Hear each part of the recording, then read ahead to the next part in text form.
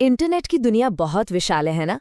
पर क्या कभी सोचा है कि इसका ज्यादातर हिस्सा हमारी नजरों से, हमारी पहुंच से बिल्कुल छिपा हुआ है?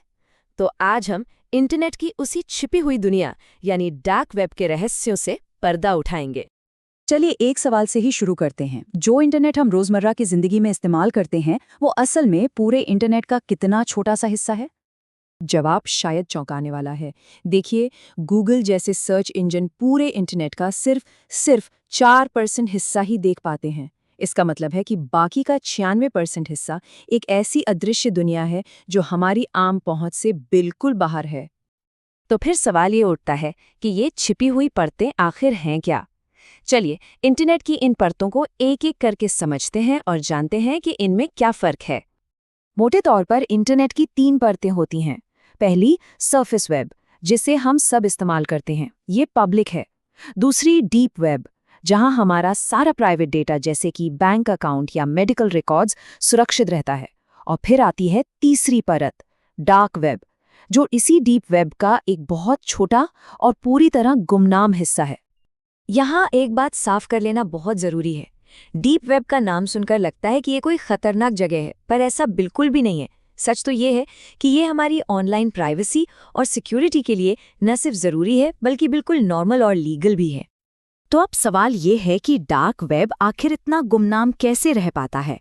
वो कौन सी टेक्नोलॉजी है जो इसे छिपा कर रखती है? चलिए अब जरा इस तकनीक को ही समझते हैं। इस टेक्नोलॉजी का नाम है टॉर, यानी दी अनियन राउटर। और इसका नाम अनियन यानी प्याज क्यों है? क्योंकि ये एन्क्रिप्शन की कई परतों का इस्तेमाल करती है, बिल्कुल प्याज की परतों की तरह। देखिए, होता क्या है कि आपका डेटा सीधे अपने मंजिल तक नहीं जाता, बल्कि वो दुनिया में फैले 3 रैंडम सर्वर्स या नोड से होकर गुजरता है। हर नोड को सिर्फ अपने से पिछले और अपने से अगले नोड का पता होता है। मतलब कोई भी एक नोड पूरे रास्ते को ट्रेस नहीं कर सकता। बिल्कुल वैसे ही जैसे प्याज की एक परत को छीलने पर अगली परत दिखती है, पर ये नहीं पता चलता कि वो कहाँ से शुरू हुई थी। ठीक है, तकनीक तो समझ आ गई, लेकिन डार्क वेब पर असल में होता क्या है? ये हमारी सोच से कहीं ज्यादा व्यवस्थित और स्ट्रक्चर्ड है।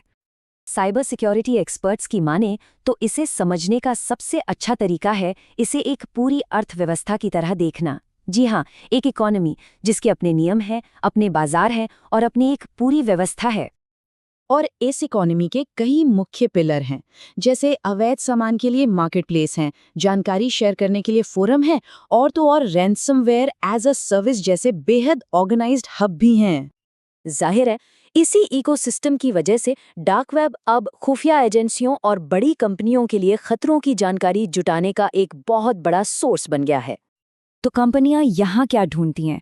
वो नजर रखती हैं लीक हुए पासवर्ड्स और कस्टमर डेटा पर, चोरी हुई इंटेलेक्चुअल प्रॉपर्टी पर, या फिर किसी नए मैलवेयर पर, ताकि वो खतरे को बड़ा होने से पहले ही रोक सकें।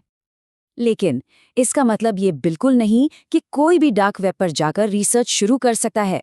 ये कोई एडवेंचर नहीं है, ये एक बेहद खतरनाक काम है जिसके लिए बहुत ही सख्त सिक्योरिटी प्रोटोकॉल की जरूरत होती है, जिसे ऑपरेशनल सिक्योरिटी या ओपीसेक कहते हैं।